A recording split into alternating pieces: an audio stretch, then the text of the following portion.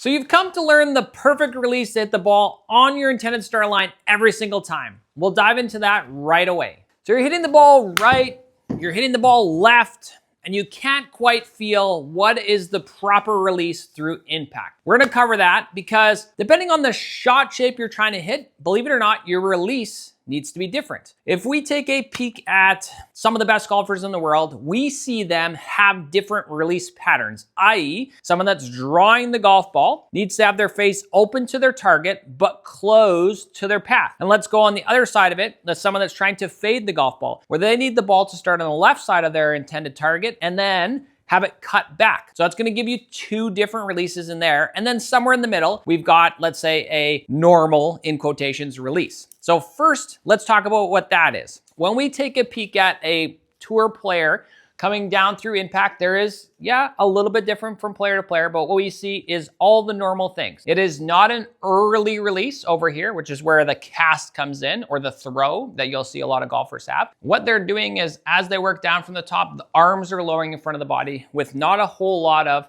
putting force into the handle this way at the top of the backswing.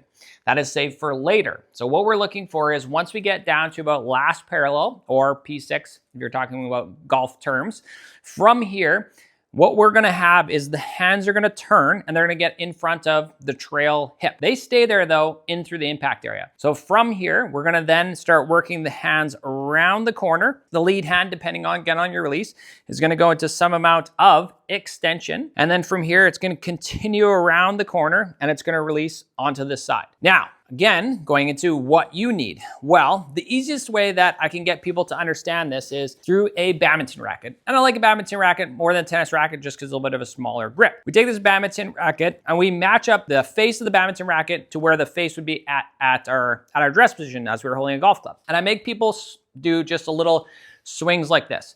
And I go, just swing a little bit and then stop where you feel like impact would be.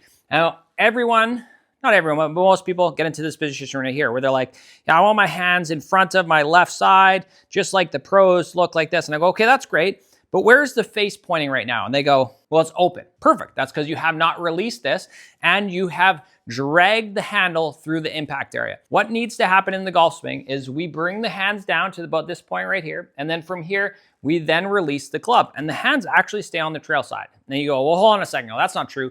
All the pros look like this at their impact area. But that's not what actually happens in a 3D world because the camera needs to actually move with the player. So let's say I get into this impact position right here. Well, if I turn and come back to the camera, where are my hands right now? They're still on my trail side.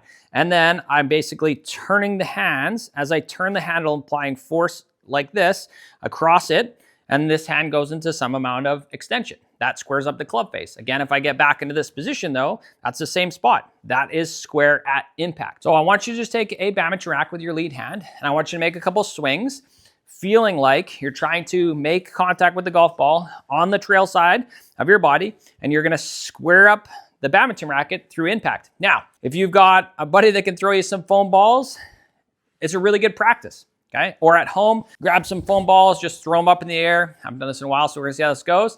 Okay, then can we just feel that same release through impact? That's what we're looking for through impact. Then I just get people just to grab their club, do that same feel with their lead hand. Okay, what does that feel like? And they go, okay, I can really feel as I work down to this point in the swing, I wanna let that club head start feeling like it's getting almost in front of the hands a little bit.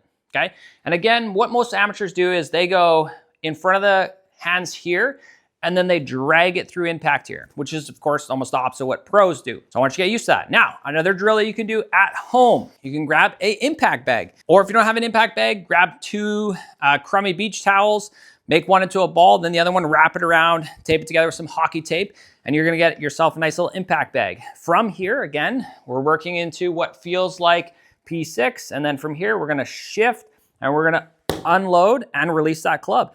And if you come down through here and you'll feel, ooh, that twist's open, I don't want that. That's not what impact is. This is a great drill. And again, we're not trying to fire this impact bag, 20 feet. We're just trying to feel what it is to let that hands unload that club as we get down and through the impact area. That's what we're looking for. Then, once you get comfortable with that, then you can grab a golf ball. And all we're looking for here is, can we just do a couple, 3 to 9s and really feeling what is it like to release that club through that impact area? Can we feel like, can I square up that face? Now, I would love some variable practice in this. From here, can we hit the ball out to the right, feeling what is not much of a release?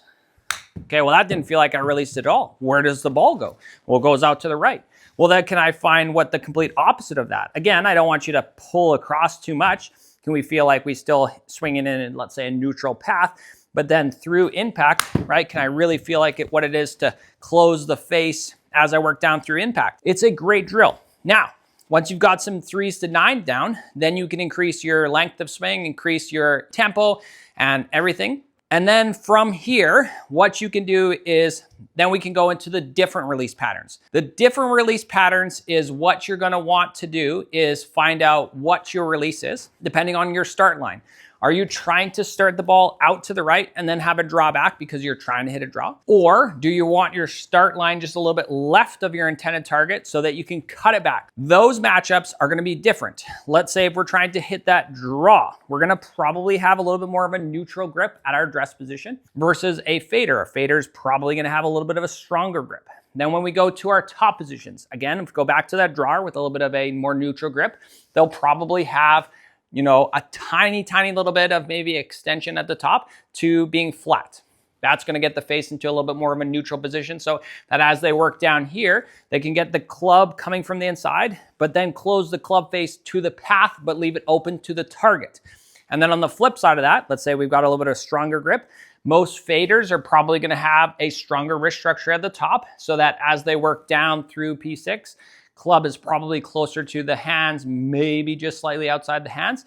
Well, now they need to work their path left across the golf ball so that the ball starts left of their target, but then fades back for a right-handed golfer.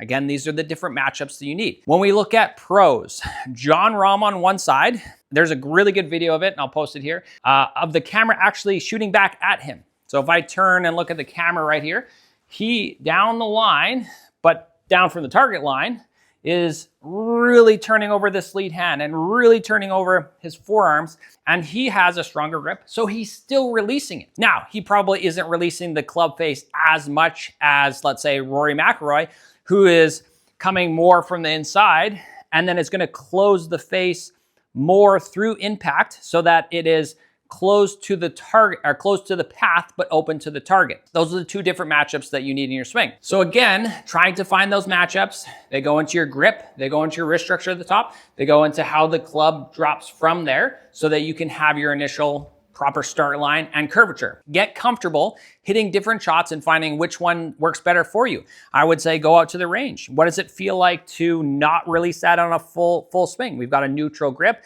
As I work up to the top, I want to feel like I have a neutral wrist structure, and then don't release the club. What does that produce? Does that produce a really big push out to the right? Okay, well, we know ball flight. That means my face and my path more or less matched. Well, now can I feel that same thing, but then can I release the club as I work down through impact? I still feel like I'm trying to get this club head coming from the inside, but then as I work through the last little bit, can I then close the face to that path? And that will create a draw pattern. On the flip side, can we get it out to the left? And again, can we just get our path out to the left as a right-handed golfer?